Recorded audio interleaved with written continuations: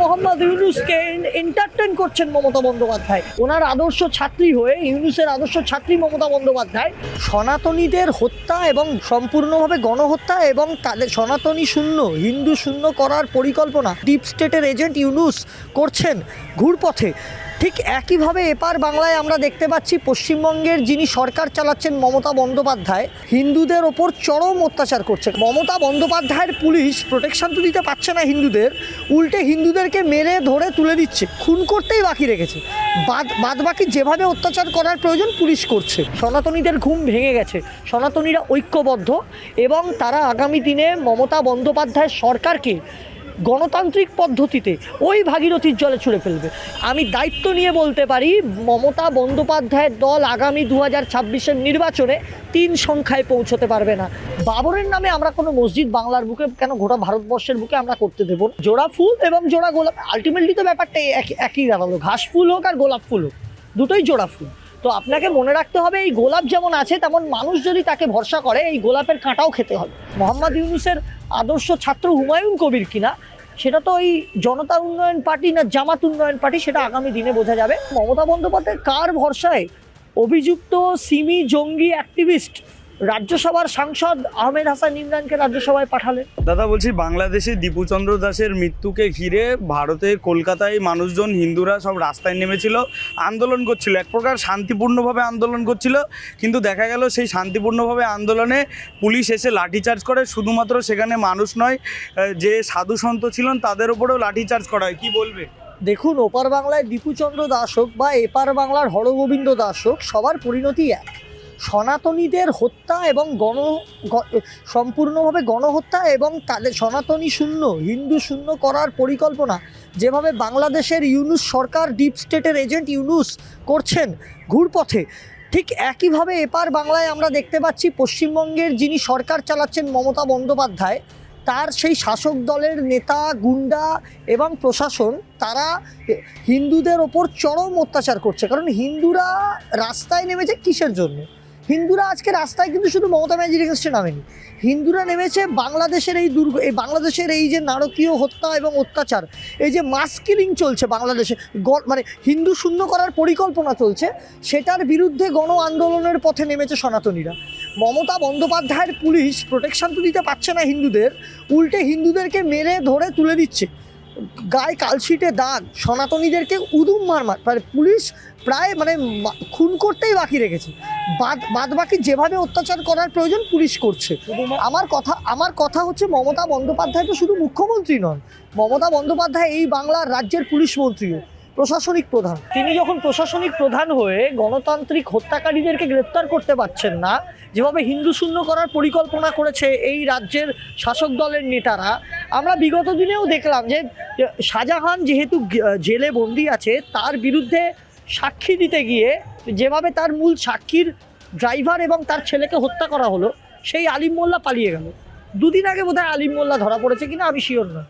এবার আমার বক্তব্য খুব পরিষ্কার, ওপার বাংলায় মোহাম্মদ ইউনূস ডিপ স্টেটের পয়সায় এবং আইএসআইয়ের দালালি করে, পাকিস্তানের আইএসআইয়ের দালালি করে যেভাবে হিন্দু গণহত্যা চালাচ্ছে, ঠিক এপারেও ঠিক একইভাবে ভারতবর্ষের বুকে বাংলায় মমতা বন্দ্যোপাধ্যায়ের সরকার এগুলো দেখেও চুপ রয়েছে।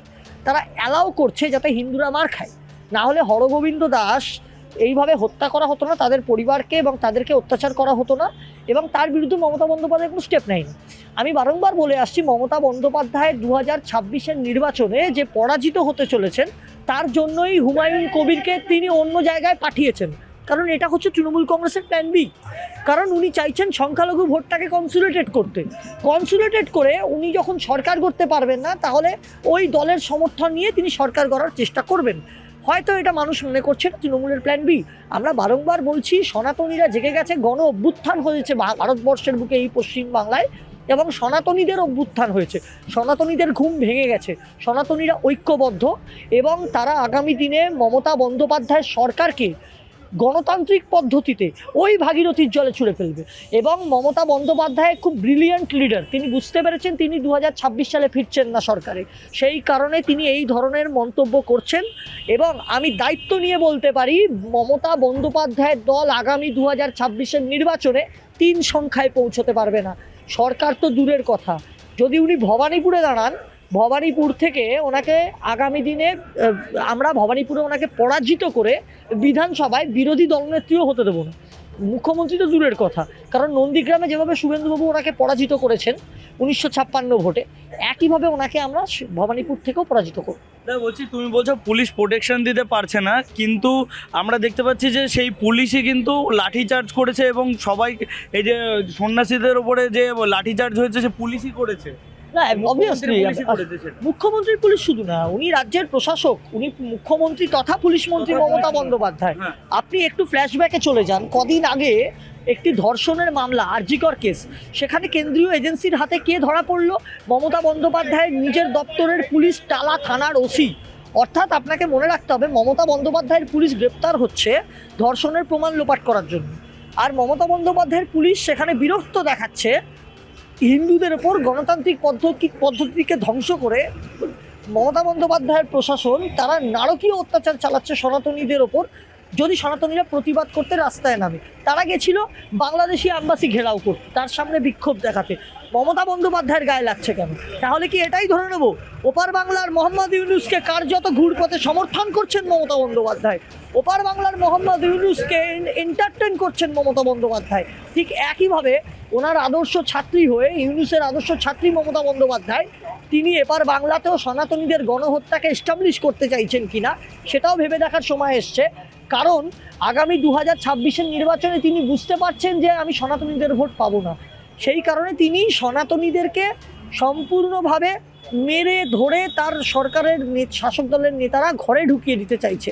এবং তৃণমূল কংগ্রেস যাদের ভোটে জিতে এসছে, যাদেরকে বোকা বানিয়েছে, সেই সংখ্যালঘু যারা, সংখ্যাগুরু সনাতনীরা তো দেবেই না ভোট, যে সংখ্যালঘু, সেই আব্বাস সিদ্দিকী বলুন, নওশাদ সিদ্দিকী বলুন, কাসেম সিদ্দিকী বলুন, তহা সিদ্দিকী বলুন, পীরজাদারা পর্যন্ত বলেছে যে মমতা বন্দ্যোপাধ্যায় তাদের বুকের খাঁচায় লাথি মেরেছে।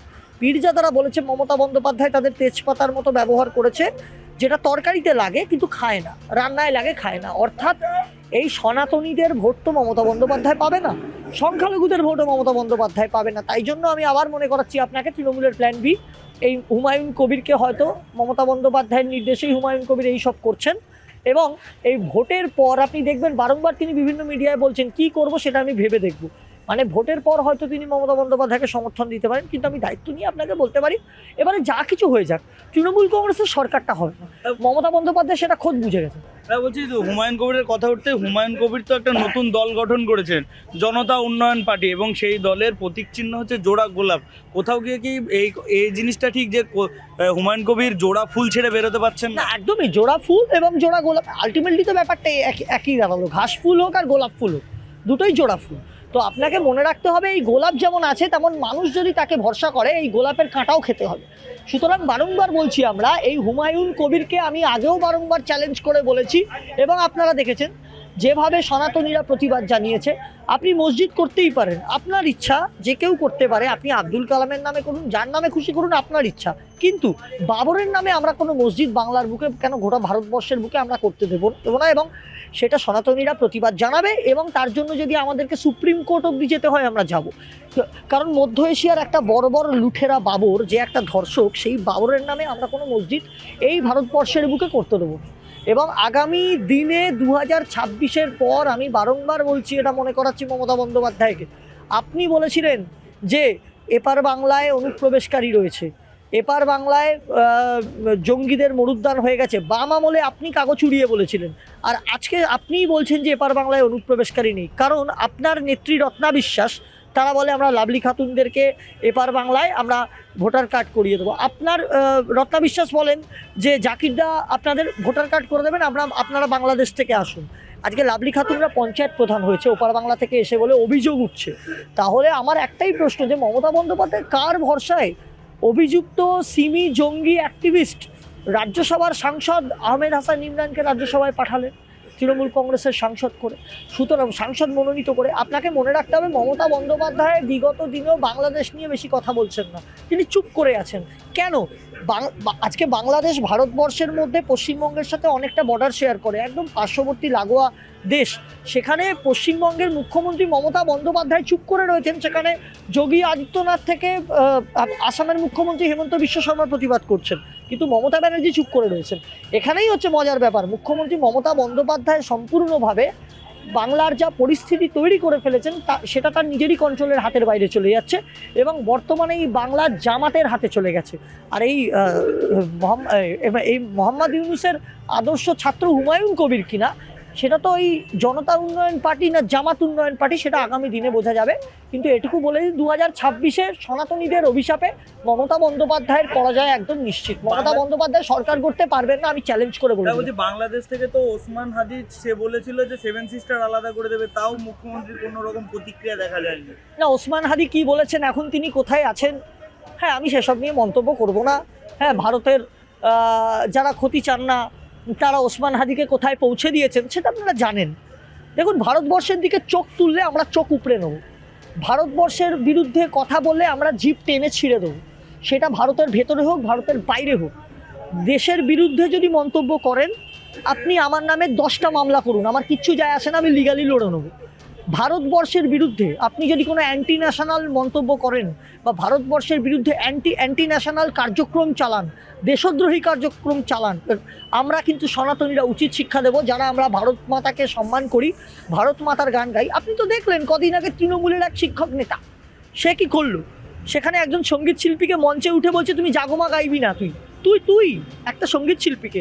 আমি তো অবাক, আজকে সঙ্গীত জগৎ কোথায়, শিল্পী জগৎ কোথায়, ঘুমোচ্ছে, বিপি হাই, ঘুমের ওষুধকে ঘুমোচ্ছে মমতা বন্দ্যোপাধ্যায়ের আদর্শ শিল্পীরা, যারা সিরিয়াল সিনেমা গান ঘুরে বেড়ায়, সন্ধে হলেই পাউডার মেখে মুখ দেখায় সিরিয়ালে, তারা কোথায়? একটু প্রতিবাদ করুন না, লগ্নজিতা চক্রবর্তীর হয়ে করুন। কোথায় নচিকেতা, কোথায় তৃণমূলের সঙ্গীত শিল্পী বাবুল সুপ্রিয়, কোথায় ইন্দ্রনীল সেন? একটু প্রতিবাদ করুন। অপর্ণা সেন কোথায়, কৌশিক সেন কোথায়? দূরবীন দিয়ে খুঁজতে হবে তো। দূরের ভবিষ্যৎ বড়ই ভয়ঙ্কর, তৈরি থাকুন, মানুষ আপনাদের জবাব দেবে। বলছি, হুমায়ুন কবির এর আগে অনেক বিদ্রুপমূলক মন্তব্য করেছেন, যেমন 70% 30% কেটে ভাগীরথীতে ভাসিয়ে দেবো। তিনি এই দিনও মঞ্চে থেকে দাঁড়িয়ে বললেন যে থানা থেকে আমার বিরুদ্ধে মিথ্যা মামলা করা হবে, অ্যাকশন নেওয়া হবে, সেই থানা ঘেরাও করব এবং প্রত্যেকটি ইট খুলে নেব। তারপরে তার বিরুদ্ধে কেন কোনো অ্যাকশন নিচ্ছে না? এটাই তো আমি বললাম আপনাকে তখন। কারণ দেখুন, মমতা বন্দ্যোপাধ্যায় পুলিশ মন্ত্রী, মমতা বন্দ্যোপাধ্যায় মুখ্যমন্ত্রী। তার মানে মমতা বন্দ্যোপাধ্যায়ের আশকারা না থাকলে, তার মদত না থাকলে পুলিশ কখনো তাকে ছেড়ে রাখে? পুলিশের ক্ষমতা আছে, পুলিশ মন্ত্রী মমতা বন্দ্যোপাধ্যায়ের বিরুদ্ধে গিয়ে স্টেপ নেবে। অর্থাৎ হুমায়ুন কবির যা কিছু করছেন তাতে তৃণমূল কংগ্রেসের মদত আছে, এটা বোঝা যাচ্ছে।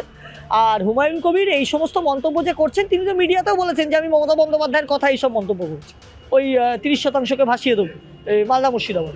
তো আমি বারবার বলছি মমতা বন্দ্যোপাধ্যায়ের পরাজয় একদম অবশ্যম্ভাবী। উনি বুঝতে পেরেছেন তৃণমূলের দ্য ডেজ আর নাম্বারড, এবং সেই কারণেই তৃণমূলের কাউন্সিলরদের বিরুদ্ধে তিনি নেতাজি ইন্ডোরের সভা থেকে বলেছেন, আমি যদি খুব ভুল না হই, যে যারা কাজ করছে না আমরা তাদের বিরুদ্ধে অ্যাকশন নেব। অর্থাৎ তৃণমূলের নেত্রী মমতা ব্যানার্জি নিজের কাউন্সিলরদের বিশ্বাস করতে পারছেন না, এমএলএদেরকে বিশ্বাস করতে পারছেন না, নিজের পুলিশকে যা তা করে বলছেন, পুলিশকে বিশ্বাস করতে পারছেন না। এমনকি একটা মাইকের যে অ্যারেঞ্জমেন্ট ছিল, সেই মাইকের কোম্পানিটাকেও তিনি রাগারাগি করছেন, তিনি অন্তর্ঘাত চক্রান্ত, মানে তিনি একদমই সাবোতাজের ভয় পাচ্ছেন। কারণ তিনি বুঝতে পেরেছেন তার দলের কর্মীরা তার সাথে নেই, তার চারপাশে যা কিছু হচ্ছে নেগেটিভ হচ্ছে। আগামী দিনে মমতা ব্যানার্জি যাই করবেন নেগেটিভ হবে, কারণ মানুষ তার সাথে নেই। এবং আমরা মনে করি ঈশ্বর মাথার ওপর আছে। যে অভয়ার মা, যে অভয়া দিদিকে আমরা হারিয়েছি এই আরজিকর কাণ্ডে, যাকে ধর্ষণ করে খুন করা হয়েছে, এবং যে এই নেক্সাসটা সম্পর্কে জেনে ফেলেছিল এই আরজিকরের মেয়েটি, যে সন্দীপ ঘোষের নেক্সাস, সেই নেক্সাসের বিরুদ্ধে আমাদের লড়াই ছিল এবং সেই নেক্সাসের বিরুদ্ধে আমরা লড়ব। আগামী দিনে এই সন্দীপ ঘোষ থেকে মমতা বন্দ্যোপাধ্যায়ের আশ্রিত যত গুন্ডা দুষ্কৃতী ধর্ষক আছে তৃণমূল কংগ্রেসের, তাদের প্রত্যেককে খুঁজে বার করে গণাদের পেছনে ভরবো। ক্ষমতা থাকলে মমতা বন্দ্যোপাধ্যায়ের সরকার আমাদেরকে আটকে নিক, আমাদের ওপর অত্যাচার করুক, আমরা কোনো শাসক দলের গুন্ডাকে ভয় পাই না। জোর গলায় বলছি, ইটস লাউড অ্যান্ড ক্লিয়ার, আগামী 2026 তৃণমূল কংগ্রেস গণতান্ত্রিক পদ্ধতিতে হয়ে যাবে ফিনিশ। বলছি, বর্তমানে বাংলাদেশে যে পরিস্থিতি চলছে, সেই পরিস্থিতির কি আমাদের পশ্চিমবঙ্গ সেই পরিস্থিতির প্রতিফলন দেখা যেতে পারে? পশ্চিমবঙ্গে অলরেডি শুরু হয়ে গেছে, আপনারা দেখছেন রাস্তাঘাটে যেভাবে আমরা হিন্দুরা সনাতনীরা প্রতিবাদ করতে নামছি, সেখানে পুলিশ লাঠিচার্জ করছে, মারছে, বুট জুতো দিয়ে মারছে সনাতনীদেরকে। আপনাদের মনে রাখতে হবে বিগত দিনে একইভাবে বাংলাদেশ পাকিস্তানেও আমরা দেখেছি, এখনও আমরা বাংলাদেশে দেখছি। অর্থাৎ বাংলাদেশের কালচারটাকে বাংলার বুকে ইমপ্লিমেন্ট করেছেন মমতা বন্দ্যোপাধ্যায়, এবং মমতা বন্দ্যোপাধ্যায় সম্পূর্ণভাবে একজন